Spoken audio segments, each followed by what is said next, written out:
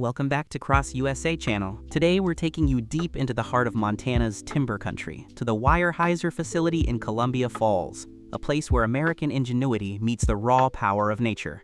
Now, if you've been watching this channel for a while, you know we love showing you how things are really made, and this operation is something special. Let me set the scene for you. We're starting where it all begins, out in those dense Montana forests, where towering conifers have been growing for decades. The logging crews here use what's called a feller buncher, a magnificent piece of machinery that would have blown the minds of old-time loggers. This hydraulic beast can grab a tree, cut it at the base, and lay it down gently in about 30 seconds. Compare that to the two-man crosscut saws our grandfathers used. We've come a long way, haven't we? Once these trees are down, specialized grapple skidders move in. These aren't your grandfather's logging trucks. They're equipped with sophisticated hydraulic grapples that can grab multiple logs at once, lifting them clear off the ground to minimize soil disturbance.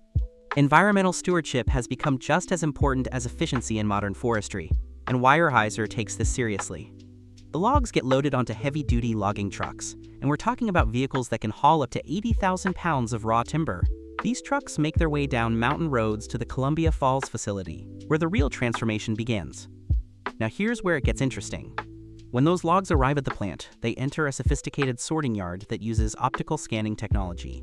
Sensors measure diameter, length, and even detect internal defects using sonic resonance. It's like giving each log an X-ray before processing. This wasn't possible back in the 1970s, when many of these mills were first built. Back then, it was all done by experienced eyes and hand measurements. The logs destined for MDF production, that's medium-density fiberboard for those new to the woodworking world, go through a debarking drum. Picture a massive rotating cylinder, about 40 feet long, where logs tumble against each other and steel ribs strip away the bark. This bark isn't wasted though. It's collected and burned in the plant's biomass boiler, which generates steam and electricity for the facility. Nothing goes to waste in a modern mill. After debarking, the logs move to the chipping station. Here's where powerful disc chippers, spinning at over 400 RPM, reduce entire logs into uniform chips about the size of your thumb. The precision is remarkable. Chip size matters tremendously in MDF production. Too large, and they won't break down properly. Too small, and you lose fiber strength. These chips travel via conveyor to the refiner section, and this is the heart of MDF production. The chips are pressure cooked with steam in what's called a digester, softening the lignin that holds wood fibers together. Then they're fed into massive rotating disc refiners. Imagine two dinner plate-sized grinding discs, one stationary and one spinning at 1800 RPM, with barely a millimeter gap between them. The chips pass between these discs and are literally torn apart into individual wood fibers. Here's a bit of history for you. MDF technology really took off in the 1960s, though fiber-based boards existed earlier.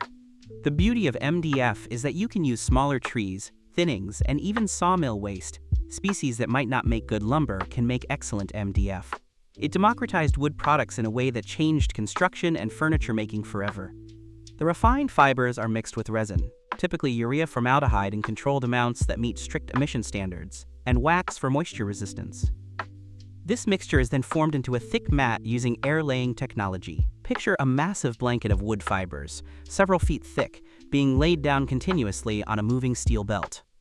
This fiber mat enters the pre-press, where it's compressed to about half its height, then moves into the main press, and this is serious equipment. We're talking about hydraulic presses that can exert over 2,000 psi across a panel that might be 8 feet wide and 20 feet long. The heat and pressure cause the resin to cure, bonding those millions of individual wood fibers into a solid, dense panel. The pressed panels are then trimmed, sanded to precise thickness tolerances using massive wide belt sanders, and cut to standard sizes. Weyerhaeuser's Columbia Falls plant can produce panels ranging from 1/4 inch to over an inch thick in various grades for different applications, from furniture substrates to architectural millwork. What makes this facility particularly impressive is its integration. The same company manages the forests, harvests sustainably, transports efficiently, and manufactures the finished product. It's vertical integration at its finest, ensuring quality control from seedling to showroom. The Columbia Falls plant has been serving the region since the early 1950s, evolving from a traditional sawmill to this modern MDF production powerhouse.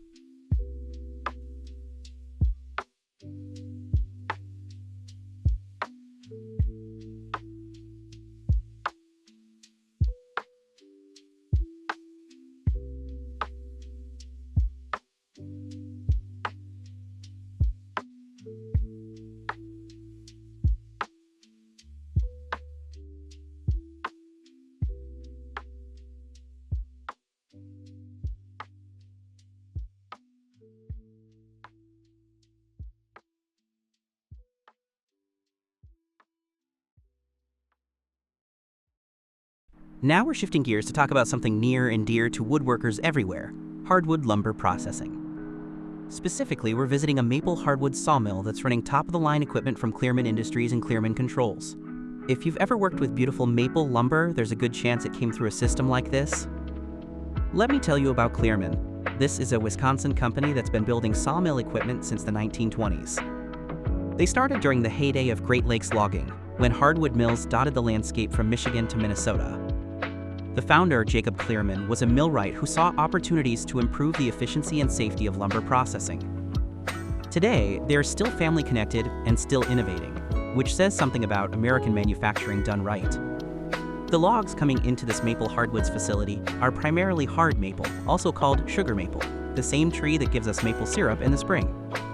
But these are mature saw logs, typically between 12 and 24 inches in diameter. Hard maple is prized for its fine, consistent grain and excellent workability. It's been the wood of choice for bowling alleys, basketball courts, and fine furniture since colonial times. First stop in this mill is the log deck, where the Clearman log turner and debarker handle incoming material. What's clever about Clearman's design is the integration of controls. Sensors constantly communicate log position, diameter, and rotation to optimize the debarking process.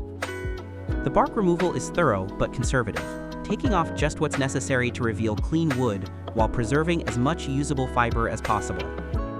From there, logs move to the primary breakdown saw, and here's where Clearman really shines. Their headrig system uses a thin kerf bandsaw, typically 7-inch width blades, running on precisely machined band wheels. The advantage of a bandsaw over a circular saw is reduced waste. The kerf, or cutting width, might be just a 1/4 inch versus 3/8 or more with circular saws. When you're processing thousands of board feet per day, that difference adds up to real value. The Clearman computer optimization system is continuously analyzing each log. As the log is rotated on the carriage, laser scanners map its entire surface profile, detecting crooks, sweep, and diameter variations. The computer calculates the optimal sawing pattern in milliseconds. Should this log be turned to cut the best grade lumber? What thickness cuts will maximize value recovery? It's making decisions that used to require a sawyer with 30 years of experience, though the best operations still have experienced operators overseeing the technology. Here's something that would amaze old-time sawyers. The entire carriage movement is servo-controlled with precision down to a 64th of an inch. The log rides on a carriage that can be several feet long, and hydraulic set works adjust the log position between each cut. You'll see the carriage zip forward through the blade, then instantly reset for the next pass. It's mesmerizing to watch the rhythm of a well-tuned operation. After the headrig makes the primary breakdown cuts, producing cants and sideboards, the lumber moves to the Clearman resaw system. Gang rip saws with multiple blades simultaneously rip cants into dimensional lumber, 2x4s, 2x6s, whatever the market demands. The beauty of maple is its versatility. Quarter sawn maple shows a beautiful fleck pattern prized by furniture makers. Flat sawn maple has broader grain suitable for everything from cabinetry to musical instruments. Clearman's edger system handles the sideboards, the pieces cut from the outside of the log that still have bark edges or wane. These travel through an optimized edger that uses scanning technology to determine the best cutting pattern to maximize the clear wood recovery. Multiple carbide-tipped circular saws, adjustable in real time, trim these pieces into rectangular boards. The trimmer is next, another Clearman innovation where saws automatically cut boards to optimal lengths, removing defects and end splits while maximizing the yield of standard construction lengths like 8, 10, or 12 feet. The speed is impressive. Boards are measured, positioned, and cut in seconds. Now here's where Clearman Controls really demonstrates its value: the entire sorting and grading system. Boards come off the trimmer and travel through an automated grading station. High-resolution cameras capture images of each board face, and sophisticated software analyzes grain patterns, color consistency, knots, and defects. The system assigns a grade based on NHLA standards. That's the National Hardwood Lumber Association, which has been setting hardwood grading standards since 1898. Boards are automatically sorted into different bins: FAS grade, firsts and seconds the premium grade, select grade, number 1 common, and so on down the line. Each grade has its place in the market. FAS might go to high-end furniture makers or architectural millwork, while lower grades are perfectly suited for flooring or rustic furniture, where character marks are desirable. The stacking system is automated too, with boards organized by thickness, width, length, and grade. Stickers, those thin strips of wood placed between layers, are automatically positioned to allow air circulation for proper drying. Because here's the thing about hardwood lumber, it needs to dry. Green maple might be 55% moisture content. For furniture and flooring, you need it down to 6 to 8%. This mill uses both air drying and kiln drying, depending on the product destination. The clearment control systems even extend to kiln management, precisely regulating temperature and humidity to dry lumber without causing defects like checking or warping. What makes operations like this fascinating is the blend of old and new. The basic process, saw the log, cut it to size, dry it, ship it, hasn't changed in principle since the first water-powered sawmills. But the technology, efficiency, and wood recovery have improved dramatically. Where old mills might recover 65% of a log as usable lumber, modern operations with clearman systems can push 75% or higher.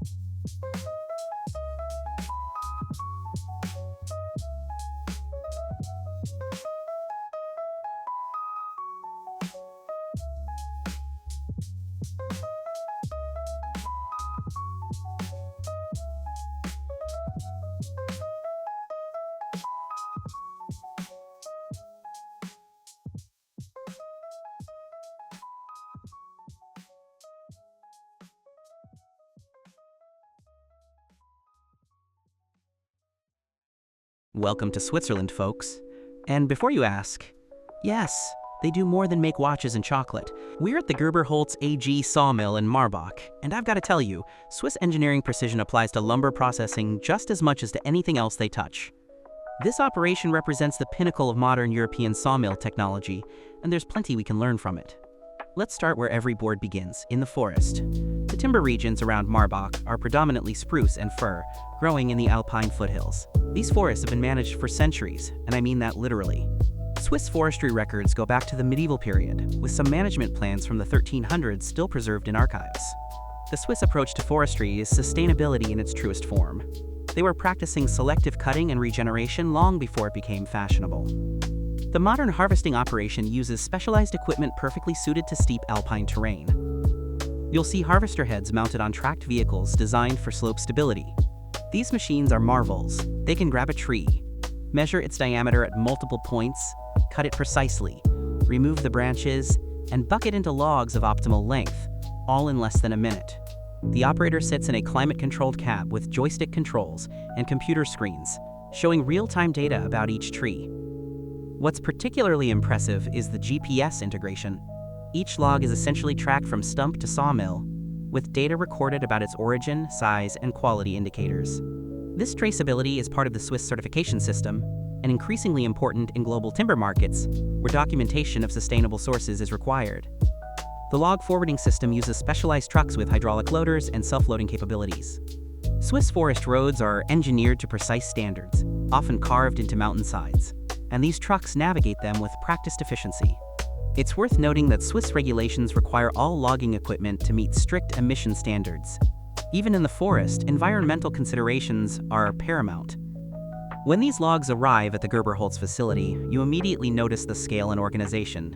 The log yard can hold thousands of cubic meters of timber, organized by species, diameter class, and quality grade.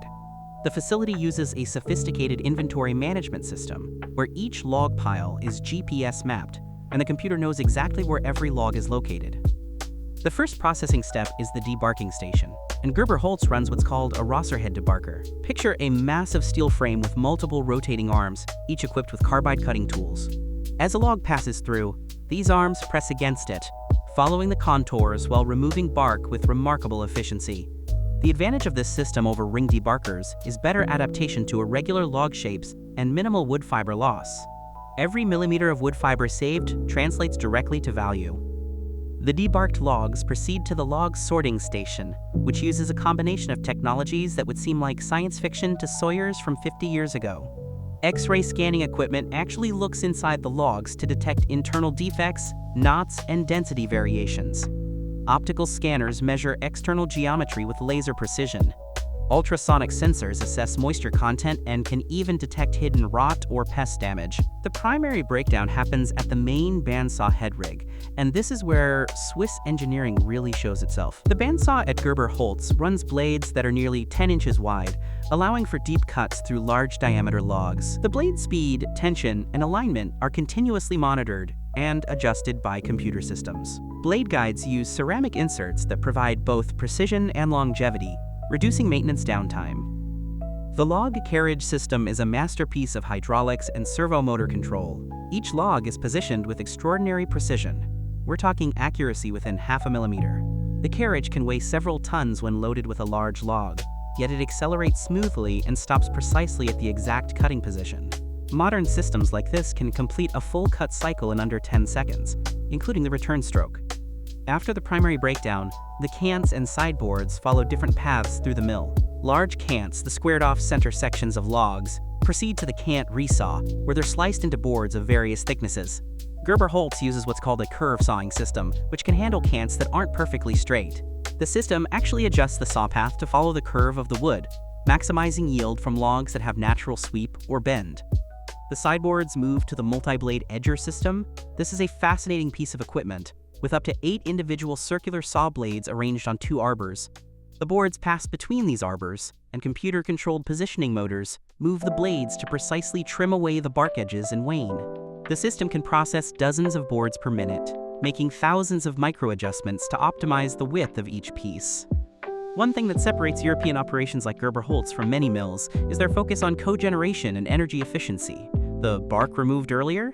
It's conveyed to a biomass boiler that generates steam for the dry kilns and heat for the facility.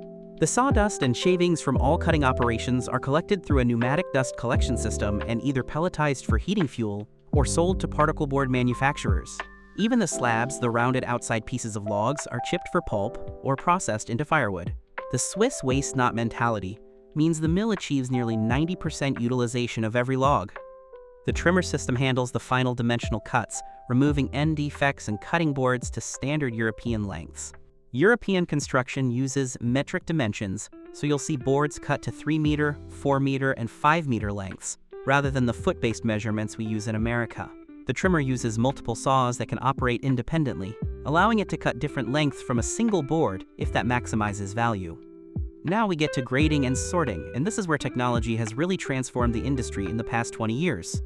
Boards travel through a high-speed grading station, where cameras capture images from all sides. The computer analyzes knot size, location and frequency, grain angle, presence of checks or splits, and overall appearance. The automated sorting system at Gerber Holtz can direct boards to over 40 different bins based on thickness, width, length, grade, and even customer-specific requirements. Pneumatic actuators and motorized gates route each board to its designated pocket at speeds that would be impossible with manual sorting. The accuracy is remarkable.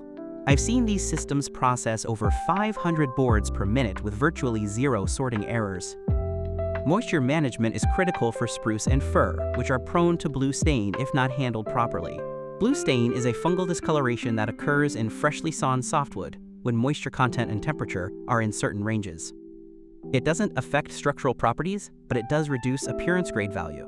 Gerber Holtz addresses this through immediate treatment of susceptible grades, with anti-stain chemicals and rapid movement into controlled drying environments.